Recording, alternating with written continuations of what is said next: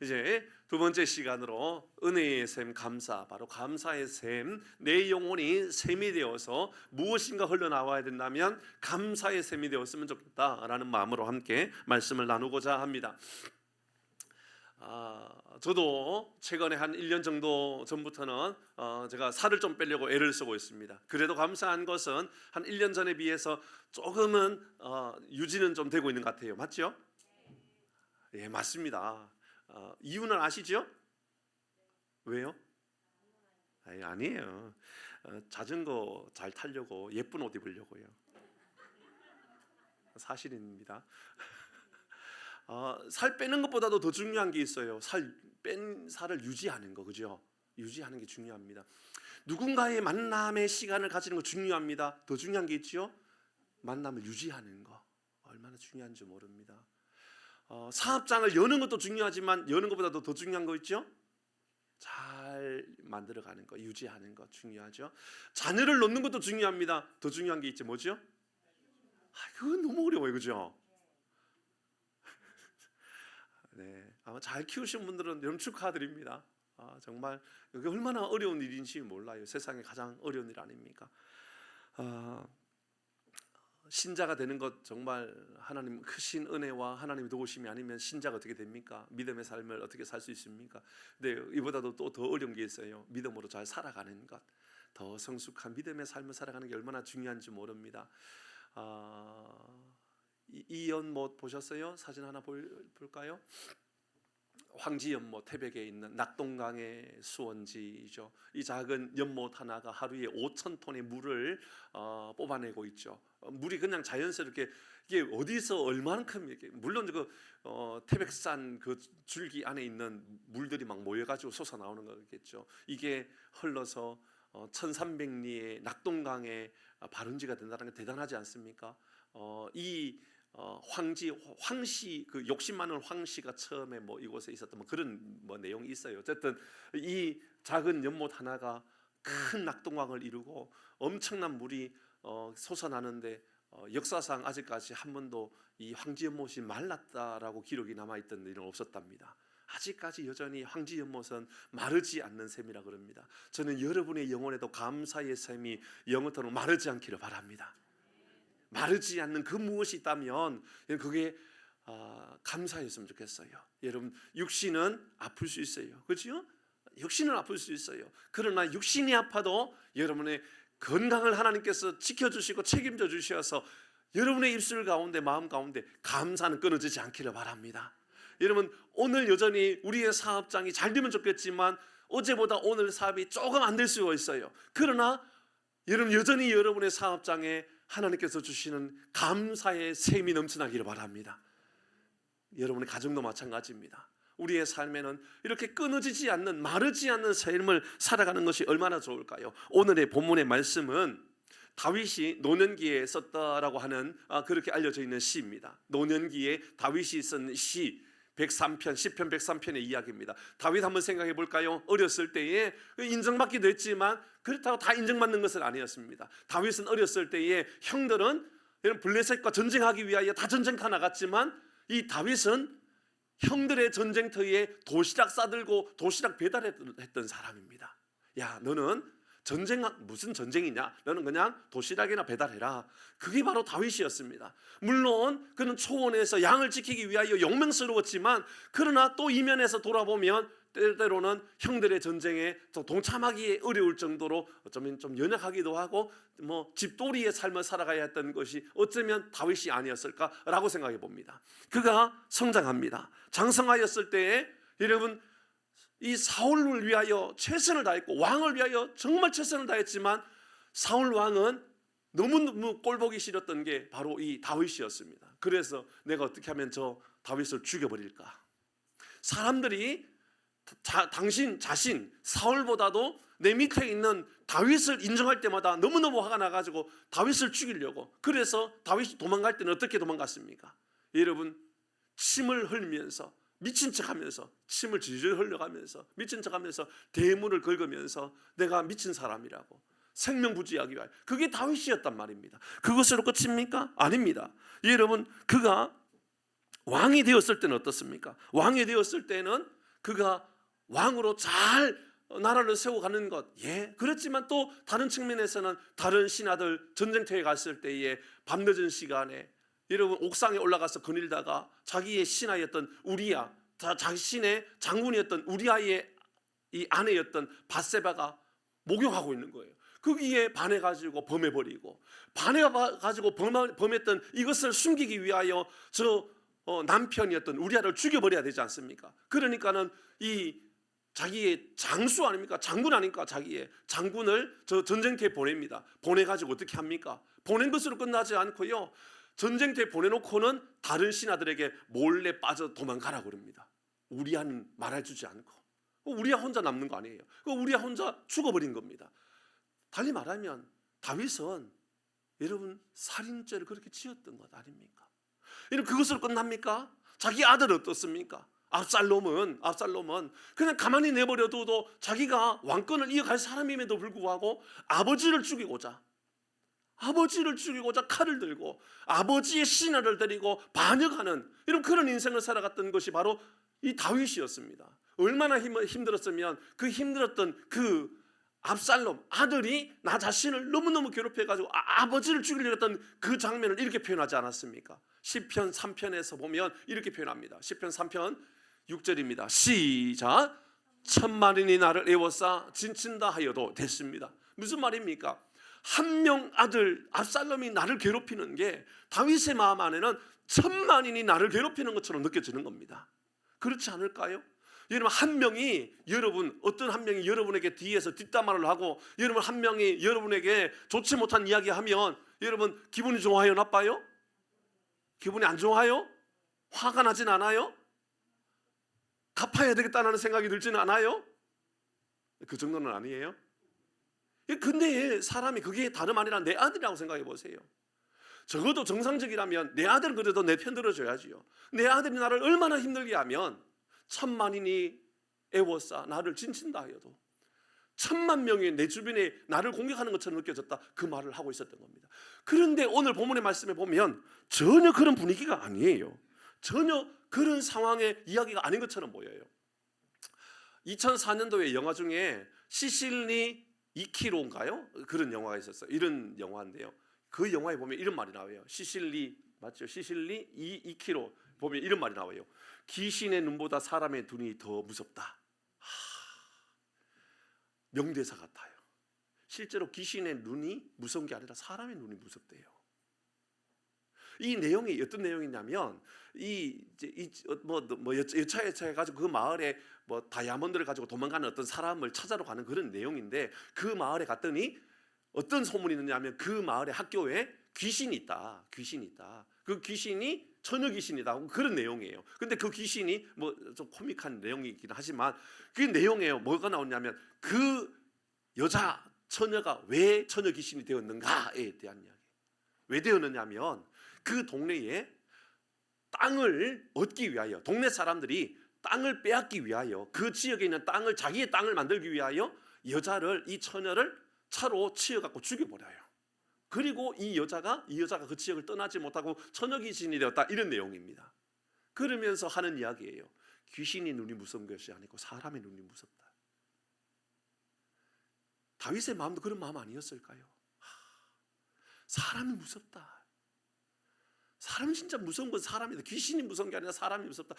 그게 어쩌면 다윗이었을 수 있습니다. 그런데 오늘 본문의 말씀에 보면 다윗의 마음은 지금 어떤 상황이냐면 노년기에, 저는 우리 모두의 노년의 삶이 이랬으면 좋겠습니다. 103편 1절과 2절 같이 읽어봅니다. 시작. 내 영혼아 여호와를 송축하라. 내 속에 있는 것들아 다 거룩한 이름을 송축하라. 2절입니다. 내 영혼아 여호와를 송축하라. 그의 모든 은택을 잊지 말지어다. 은혜를 잊지 말지어다. 하나님께서 내게 베풀어 주신 은혜를 잊지 말라라고 이야기합니다. 여러분 이게 넘쳐 보입니까? 쪼잔해 보입니까?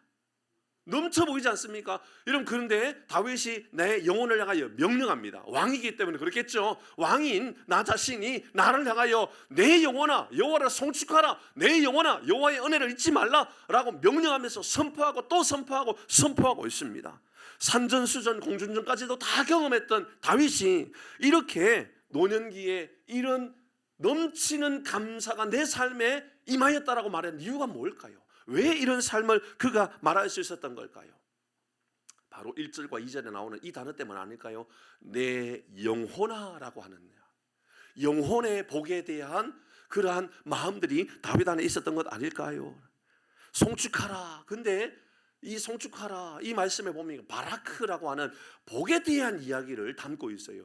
복이라고 하는 것은요, 히브리어로 바라크라고 하는 것은 무릎을 꿇는 게 복이거든요. 하나님의 은혜를 누리는 게 복이거든요. 하나님의 도우심을 경험하고 살아가는 것, 내 영혼이 하나님 앞에 무릎을 꿇는 것, 이걸 성경은요 복이라고 이야기하고 있어요. 우리는 얼마나 소유하고 얼마나 대단한 사람이 되었느냐에 관심이 있을지 모르지만 하나님이 우리에게 말하는 복이라고 하는 것은요, 영혼의 복을 누리는 것, 영혼의 평안함을 누리는 것, 영혼의 은혜를 누리고 살아가는 것, 이것을 성경은요 복이라고 이야기하고 있죠.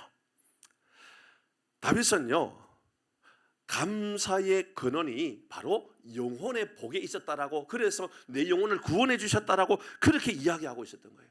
여러분 다시 한번 말씀을 볼 텐데요, 4절 말씀을 보시죠. 4절 이렇게 말합니다. 내 생명을 파멸해서 속량하시고 나를 구원해 주셨다고 말 아닙니까?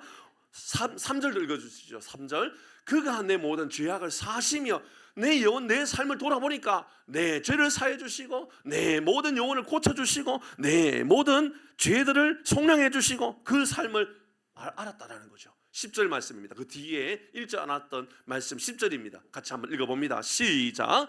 우리의 죄를 따라 우리를 처벌하시지는 아니하시며 우리의 죄악을 따라 우리에게 그대로 갚지는 아니하셨으니, 내 죄대로 그대로 하나님께서 다 갚아 버리셨다 아니라는 거예요. 여러분 그거 다윗이 지었던 죄를 생각하면 그는요 지옥에 제일 아랫목에 누워 있어야 될지도 모르겠어요. 그러나 자신의 죄에 대해서 하나님께서 다 갚아주시고 다 용서해 주셨다 그렇게 이야기한 거예요. 그러면서 12절의 말씀에 보면 자신의 죄에 대하여 이렇게 말합니다. 시작. 동이 서에서 먼 것 같이 우리의 죄가를 우리에게서 멀리 옮기셨으며, 여러분 동이 서에서 얼마나 멀다 그랬죠? 여러분 내 앞이 동이면 서는 어딜까요? 내 뒤가 되는 거예요. 절대로 만날 수 없는 거리예요. 하나님께서 다윗의 죄를 얼마나 용서해 주셨느냐면 절대로 다시 하나님께서 다윗의 죄를 묻지 않을 정도로 하나님께서 용서해 주셨다 그렇게 고백했던 것이죠. 그렇습니다. 다윗의 이 마음 가운데 감사의 셈이 넘쳐났었던 이유는요, 하나님 내 영혼을 사랑하시고 내 영혼에 복을 주셔서 나를 구원해 주셨다 그 말입니다. 사랑하는 교우 여러분, 여러분의 영혼이 잘됨 같이 범사가 잘되는 복을 누리기를 바랍니다. 영혼의 복이 좀 있으면 좋겠어요. 영혼의 평안함을 누렸으면 좋겠어요. 영혼에 세상에 줄 수 없는 평안함에 감사가 임하는 그런 삶을 좀 살았으면 좋겠어요. 여러분 이를 위하여 우리 주님께서 우리에게 오신 것 아닙니까? 여러분 잘 돌아보면 오늘도 우리가 예배를 드리는 것은 세상의 어떤 부귀영화에 대한 복을 누리기 위함이 아니라 하나님께서 주시는 영혼의 복을 누리기 위하여 이 자리에 앉아 있는 것 아니겠습니까? 여러분 아담과 하와가 범죄하였습니다. 그리고 인류에는 모든 죄로 말미암아 다 죽게 되었지요.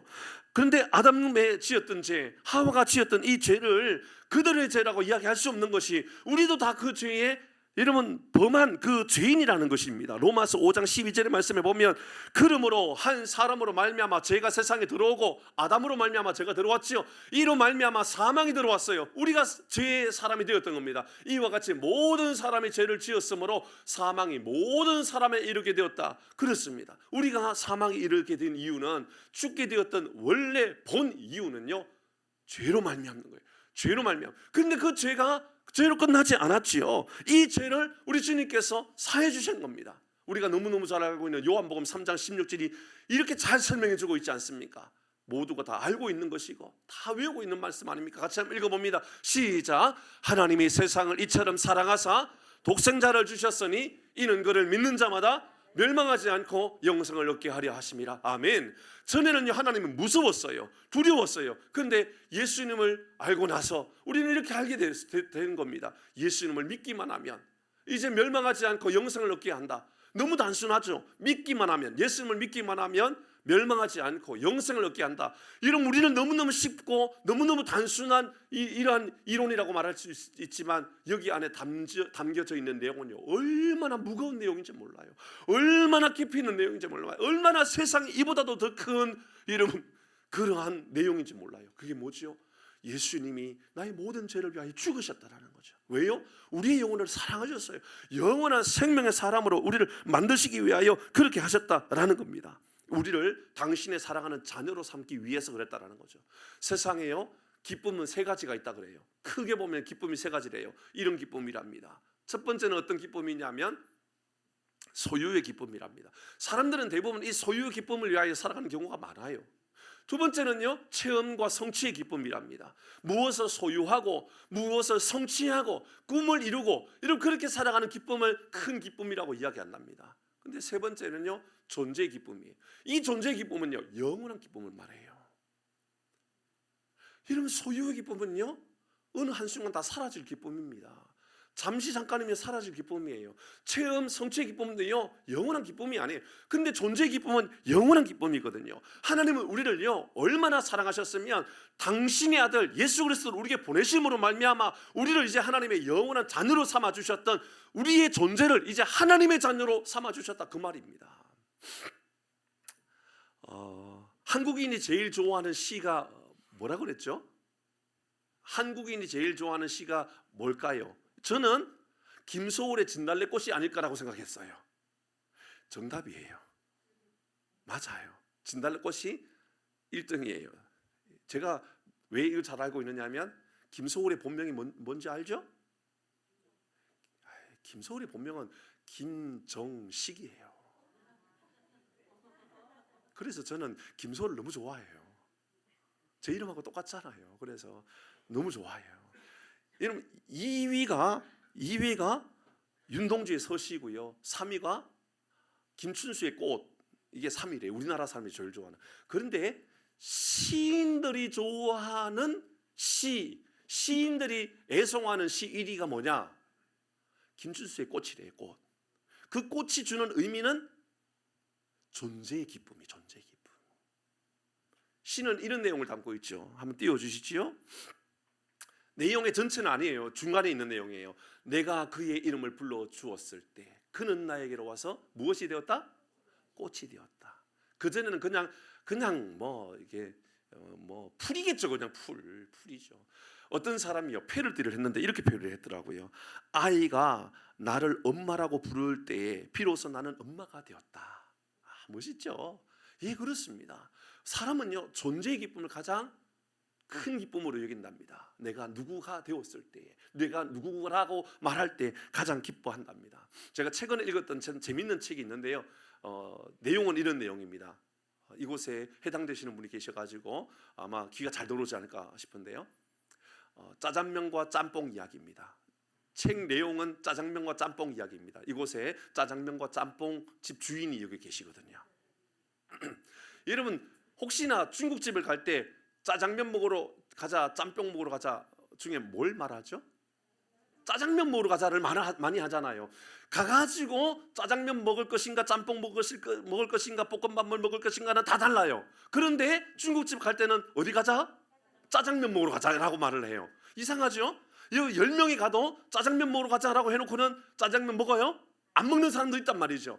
여러분, 잘 기억해야 될 게 이제 짜장면의 즐거움이 뭐냐예요. 짜장면의 즐거움. 여러분, 짜장면이 맛있죠, 그죠? 윤지가요, 아직 만 2살 안 됐잖아요. 윤지가요, 짜장면을 얼마나 잘 먹는지 몰라요. 놀라운 것은, 여러분, 짜장면이 맛있어요, 탕수육이 맛있어요? 에이, 둘 다 맛있잖아요.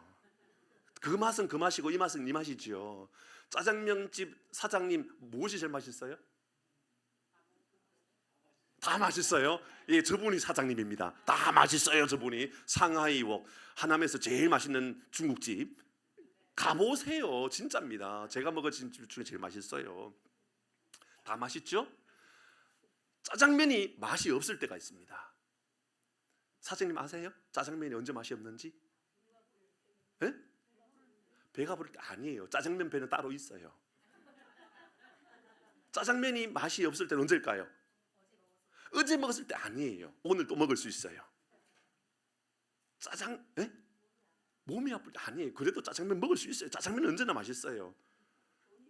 돈이 아니에요. 그래도 남이 사주면 돼요. 괜찮아요. 먹을 수 있어요. 맛있어요. 사모님 사주시면 제가 좀 맛있게 먹을게요. 예? 슬플 때 아니에요. 짜장면 맛이 없을 때가 있어요. 언제냐면 불이 터졌을 때도 아니에요. 가위로 잘라가지고 그냥 먹으면 돼요. 짜장면 맛이 없을 때가 딱 하나 있는데요. 짬뽕 국물이 그리울 때예요. 아, 짬뽕 먹을 걸, 이 마음이 들을 때 왠지 모르게 내가 먹는 짜장면에 아쉬움이 생겨요. 맞죠? 그런데요, 짜장면과 짬뽕은 다른 거예요. 짜장면이 짜장면의 맛을 가지고 있는데, 제가 말하는 게 아니라 어느 책에 나오는 이야기예요. 그 책이 참 기가 막히게 썼더라고요. 짜장면이 짬뽕 국물이 그립다 하여서 짬뽕 국물을 짜장면에다가 부어버리면 어떤 일이 생길까요? 못 먹어요? 맛있어요? 개밥이 돼요. 그때는 개밥이 되는 거예요. 짜장면은 짜장면이고 짬뽕은 짬뽕인데 짬뽕 국물을 짜장면에다 부어버리면 개밥이 돼요. 우리는 하나님의 자녀예요. 세상을 우리 안에 부어버리면 우리는 하나님의 사람으로 가치를 다 잃어버리는 거예요. 우리의 존재가 누군지를 기억하는 게 제일 중요해요. 그냥 짜장면이면 짜장면이고 짬뽕이면 짬뽕인 게 중요한 것이죠. 나는 하나님의 사람이면 하나님의 사람으로 사는 게 중요한 거다. 그 말을 하고 기가 막힌 말을 하셨더라고요. 야, 정말 기가 막히다. 나는 짜장면이구나. 그렇게 생각하면 되는 거예요. 짬뽕 국물을 아쉬워할 필요가 없어요. 다음에 짬뽕 드세요 그냥. 그러면 되는 거거든요. 저는 나가사키 짬뽕이 맛있더라고요. 뭐 그거 먹으면 되는 거예요 그냥. 이러면 맞지요. 우리 인생을요, 개밥 같은 인생을 만들 필요가 없는 거예요. 하나님은 우리를 하나님의 당신의 사랑하는 자녀로 삼았는데 왜 우리의 인생에 짬뽕 국물을 부어버립니까? 그럴 이유가 없다라는 것이지요. 로마서 10장 9절입니다.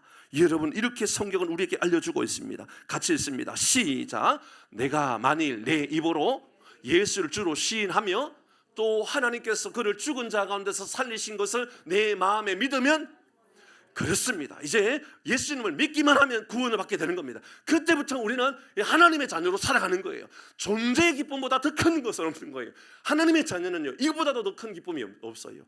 여러분, 소설가 이인환 씨라고 있어요. 이분은 원래 소설을 쓰는 사람이 아니라 바둑을 두는 사람이에요. 바둑을 두는데 경쟁력이 많지 않았는가 봐요. 그래서 소설을 써가지고 소설이 잘 되고 또 이 사람은 인문학에 대하여 아주 대가예요. 이분이 썼는 책 중에 이런 내용이 있어요. 여러분, 장관이 먼저 띄우면 안 되는데, 띄우면 안 돼요.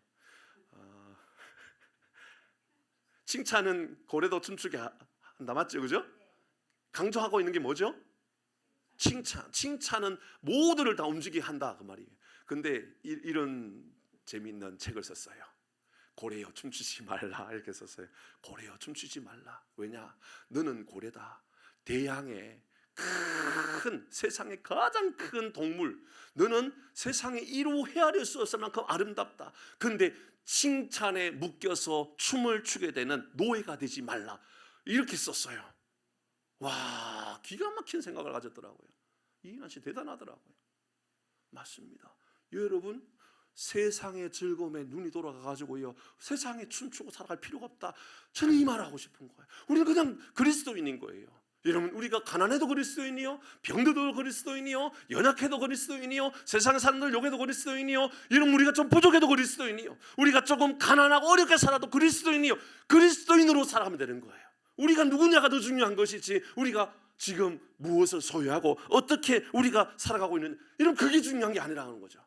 고래요, 함부로 춤추지 말라. 그러면서 이렇게 이야기하고 있어요. 춤이란 스스로 심령 날 때 하는 행동의 발현이다, 이렇게 이야기하고 있더군요. 그러면서 뒤에 나오는 내용입니다. 고래여 칭찬에 현혹되지 말라, 이렇게 써 있더라고요. 고래여 칭찬에 현혹되지 말라.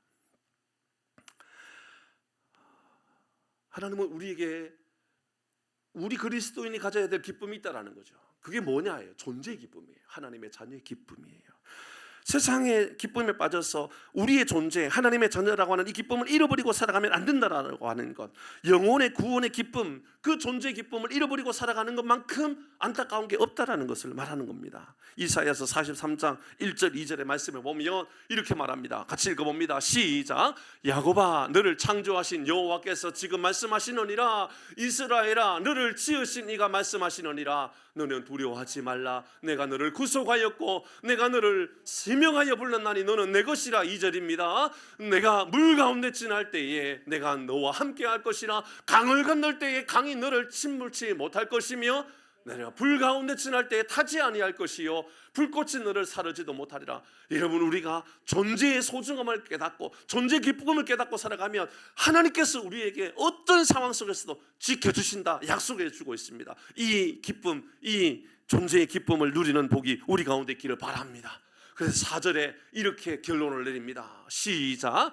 내가 내 눈을 보배롭고 존귀하며 내가 너를 사랑하였은즉 내가 내 대신 사람들을 내어주며 백성들이 내 생명을 대신하리라. 우리 주님 우리를 볼 때 어떻게 보느냐면 네가 내 눈에 보배롭고 존귀하다. 꼭 어떤 모습으로 보입니까? 꼭 우리 할머니 할아버지가 손주를 바라보면서 세상에 이보다도 더 예쁜 애가 어디 있어, 세상에 이보다도 더 아름다운 애가 어디 있어, 모든 것을 내 아들한테 주기 어려웠던 것도 내 손주한테는 다 줄 수 있을 것 같아. 그런 마음의 마음 아닙니까? 보배롭고 존귀롭다. 우리 주님께서 우리를 바라보시는 모습이에요. 내가 내 눈에는 네가 어떻게 보이느냐면 보배롭다, 존귀롭다, 존귀하다. 사랑하는 성도 여러분, 세상에 가장 존귀한 사람들이 여러분이라는 것을 믿으시길 바랍니다. 다시 한 번 더 옆에 있는 분에게 이렇게 인사합니다. 당신이 가장 아름답습니다. 인사합니다. 당신이 가장 아름답습니다. 당신이 가장 아름다운 천사 같습니다. 어빙하우스가 썼는 이론 중에요, 그 망각곡선이라고 하는 게 있어요. 망각곡선 들어보셨을 거예요. 망각곡선이 뭐냐면 사람은요 10초만 지나면 잊어버린답니다. 잊어버리기 시작한답니다. 그래서 망각곡선을 보면 이렇게 나타납니다. 이렇게 나타나요. 어빙하우스의 망각곡선은요 10초가 아니고 10분이 지나고 나면 망각이 시작되는데 1시간 지나고 나면 대부분의 사람들은 50%를 잊어버린답니다. 맞는 것 같죠, 그죠? 잘 잊어버리죠. 놀라운 것은 하루가 지나고 나면 70%를 잃어버리고요, 한 달 지나고 나면 80%를 잊어버린답니다. 이게 망각곡선이에요. 사람들은 잊어버리는 것은 어쩔 수 없는가 봐요. 근데 이거 안 잊어버리고 잘 지키는 방법이 있답니다. 첫 번째는 어떻게 하느냐 하면 잊기 전에 한 번 더 생각한다는 겁니다. 잊기 전에. 그러니까 10분이 지나고 나면 잊어버리잖아요. 10분 안에 다시 한 번 더 생각해 보는 거예요. 그러면 안 잊어버릴 방법이 있다는 거예요. 두 번째는 강한 자극으로 기억에 남기는 겁니다. 자극으로. 그것을 내 삶의 상황으로 만들어 주는 거죠. 그게 우리에게 있어서 예배라는 거 아십니까? 하나님의 은혜, 하나님 나와 사랑하시고 하나님 나를 사랑하시고 나를 지키시고 나를 보호한다라는 것을 망각하지 아니하고 다시 기억하게 하는 방법이 있다면 그게 바로 우리의 예배이고 찬양이고 기도이고 말씀의 자리로 나가는 겁니다. 말씀을 들으면서 하나님 나를 이렇게 사랑하시지, 찬양하면서 하나님 나를 향한 사랑을 내가 찬양하지, 내가 기도하면서 하나님 나를 향한 그 사랑을 내가 믿음으로 고백해야지. 이런 바로 이게 예배입니다. 망각의 곡선을 우리가 이겨낼 수 있는 방법이라는 것이지요. 이렇게 다윗은 영혼의 감사를 회복하기 위하여 그런 삶을 누렸다라는 것입니다. 두 번째 한 가지 더 있는데 뭐냐면 평생의 감사를 누렸던 삶을 살았던 겁니다. 평생의 삶 어떻게 살아갔느냐 하면 시편입니다. 5절, 다시 103편 5절 말씀입니다. 같이 한번 읽어봅니다. 5절 시작. 좋은 것으로 내 소원을 만족하게 하사 내 청춘을 독수리같이 새롭게 하시도다. 여러분, 이 말씀이에요. 뭐냐면 앞에 있는 것은 내 영혼을 구원해 주셨던 그 은혜를 돌아보니 내 평생 감사의 샘이 끊어지지 않더라 라는 것이고, 또 하나가 있는데 뭐냐면 내 평생에 나에게 좋은 것으로 내 소원을 만족해 주셨다는 것을 돌아보는 겁니다. 항상 우리에게 좋은 일이 있는 것은 아니잖아요. 그렇죠? 잘 돌아보십시오. 모든 일이 항상 잘 되고 있는 것은 아니잖아요. 그런데 오늘 본문의 말씀에 보니까 5절에 좋은 것으로 내 소원을 만족해 하셨다 이렇게 이야기합니다. 이 말을 다르게 말하면 내 평생의 선하심과 인자하심이 반드시 나를 따랐다 이 말입니다. 항상 평생의 나를 좋은 것으로 만족으로 인도해 주셨다라는 것이죠. 모든 것을 합력하여 선을 이루신 하나님에 대한 믿음의 고백이 바로 이 말입니다. 좋은 것으로 내 소원을 만족하게 하사 여러분의 영혼에도 여러분의 삶에도 항상 여러분의 소원을 만족해 하시는 하나님의 은혜가 있기를 주의 이름으로 축복합니다. 내 청춘을 독수리같이 새롭게 했다. 청춘이라고 넘어지지 않습니까? 노년기에 다윗이 하는 말입니다. 내 젊었을 때에 넘어질 일이 많았고 쓰러질 일이 많았었지만 하나님께서 나를 새롭게 주셨다 이렇게 말합니다. 여러분 높이뛰기 선수가요, 높이뛰기를 딱 넘어가잖아요. 세계 신기록이 한 얼마 정도 될 것 같아요? 높이뛰기의 세계 신기록이 얼마냐면 245인데요. 이게 30년 전 기록이에요. 30년 전의 기록이 아직까지 깨지지 않는데요. 높이뛰기가. 그런데요, 높이뛰기 하기 위해서 발더듬도 하고 열심히 뛰어와서 딱 넘어가는 게 145cm, 2m 45 넘어간단 말이죠. 그런데 장대를 붙잡아요. 장대를 붙잡고 뛰어 넘어가면 사람이 6m 이상 넘어가는 거 아세요? 장대 하나가 하물며 인생의 장대 하나 붙잡았는데 2m 넘어가던 게 6m로 넘어간다면 우리의 인생에 하나님을 붙잡고 살아간다 그러면 얼마나 새롭고 얼마나 위대한 일들이 일어나겠느냐 그 말입니다. 여러분 보시지요. 내 청춘을 독수리같이 새롭게 했다라는 말은 내 평생에 하나님이 나를 인도해 주셔서 독수리같이 올라가는 인생이 되었다 그 말입니다. 저는 우리의 삶이 독수리같이 올라가고 독수리같이 새 힘을 가지고 낙심할 일이 없는 건 아니지만 그때도 또 일어나게 되고 쓰러질 일이 없는 건 아니지만 또 일어나게 되고 다시 오뚜기처럼 일어나게 되는 능력이 우리 모두에게 있기를 주의 이름으로 축복합니다. 말씀을 마무리합니다. 여러분 은혜의 샘이 뭘까요? 감사의 샘이 터져 나오는 것으로부터 시작됩니다. 그러면 첫 번째 내 영혼의 복을 위하여서 기도하고 그 은혜를 누리게 하여 먼저 노력하십시오. 그리고 내 평생에 항상 넘치는 감사를 소유하기 위하여 노력하는 이러한 삶을 살아감으로 말미암아 감사의 샘이 넘쳐나는 우리 모든 교들 되기를 주의 이름으로 축복합니다. 우리 함께 찬양할까요?